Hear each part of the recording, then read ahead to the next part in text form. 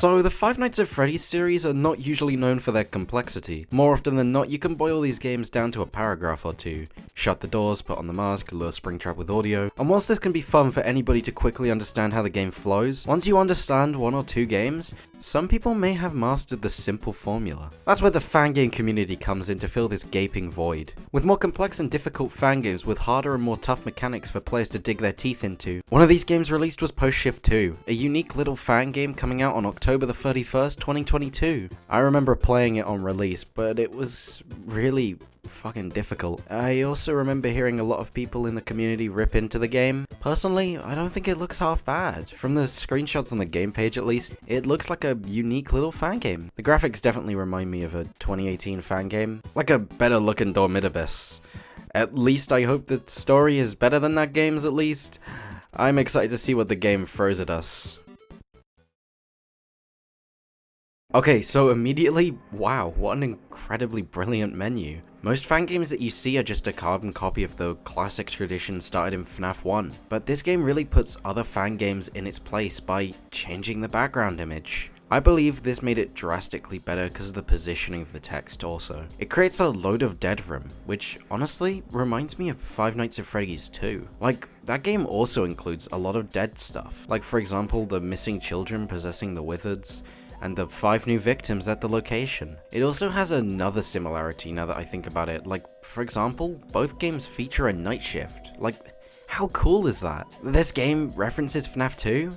I mean, that one's pretty underrated considering not many people actually played it and it's regarded as one of the worst. It honestly is really cool. The animatronics also remind me of FNAF 2 with their wither designs. It's just a seriously cool piece of continuity. I mean, Scott Cawthon does endorse fan games. I mean, the Fazbear Fanverse initiative being formed in August of 2019 with the 5-year anniversary of the first FNAF game. Now that I mention it, the anniversary, it kind of reminds me of birthdays a lot, and that could be a subtle reference to FNAF 3 with that game's mentions of parties. It kind of reminds me of my birthday actually. That's coming up really soon in only 9 months. And I'll be turning 18. Like, not only is that how many FNAF animatronics there were in the very first Freddy's game, but it also reminds me of the missing children's incident. Like, those kids never managed to ever reach adulthood. I mean, Michael Afton clearly didn't like kids, hence why he game ended them. That's actually why I think he gets a bad rap in the fanbase, when he was really just a hard-working guy. I mean, he literally cleansed the earth of the great evil. It's kinda nuts that DA Games constantly creates diss tracks on Afton. Free my man. I was actually discussing this game with my girlfriend when it dawned on me that this could be a reference to the original beta build of Five Nights at Freddy Bears. Honestly, it was kind of understandable when they removed Donald Woods from the final build of the game. I believe he is one of, if not one of the most important aspects of the whole franchise. After all, he was the cause of the missing 24 children incident. I mean, I definitely have a girlfriend. I mean, I'm straight, aren't I? I mean, I'm not gay. The rumors aren't true. They're not even true. Even if there's nothing wrong with that, because there isn't, I'm just so straight. I love women. What? No, I'm not trans. Honestly, the color scheme really disturbed me for a FNAF fangame. I mean, after all, the text is white, and that creates a comparison between this and Lester Tellers, the creator of Grizzlies. I mean, he does like Trump, and Trump likes white people. Honestly, I don't like getting political on this channel, but I knew it was Jova by 2022. He was just not the meta. This honestly reminds me of another aspect of the original FNAF 1 that was scrapped. I mean, everyone knows about the Lost Obama animatronic. He was the hidden 21st animatronic in the game. I mean, you literally play as Joe Rogan in the game. This is a subtle reference to Scott Cawthon's love of Donald Trump. I mean, he did say that Trump would make a great president. I don't personally get the hype for him, but I don't judge Scott for voting for such a famous guy. I mean, he literally had a reality TV show. Honestly, I just find this woke stuff kinda gross. I mean, they literally cancelled Scott for his beliefs. But honestly, I think he was right. Trump would make a great president for the United Kingdom of Australia. I mean, FNF is about the horrors of abortion. I mean, that's why Michael Afton hates children, because he was a father not by choice, but because he accidentally got his girlfriend pregnant after they were having sloppy toppy. And honestly, that really gets to me as a conservative white alpha male.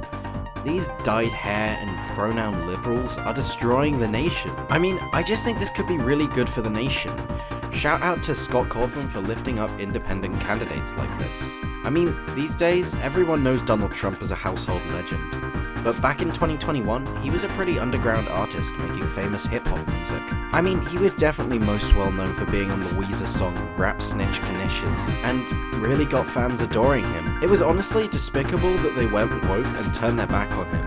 And on the lines of despicable, this kinda reminds me of the FNAF 3. I mean, we all know canonically that their minions followed Springtrap.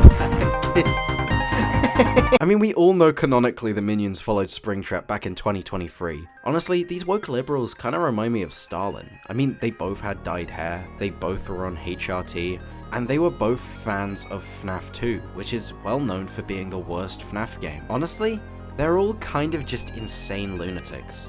And that's a subtle reference to the 1996 classic Virtual Insanity by Jamiroquai. I mean, these days it's well known for the explosion of memes back in 2023, but back in 1997 when FNAF 1 was released, it was mainly well known as the 6 AM jingle in that game, which is really cool. It's a case of Scott Cawthon lifting up independent artists again. It could be a reference of 57, which could go back to the inspiration on the iconic bite of 97, which we see in FNAF 3. It's seriously cool that stuff like this just, I don't know, it just makes me appreciate Scott as a AAA game dev.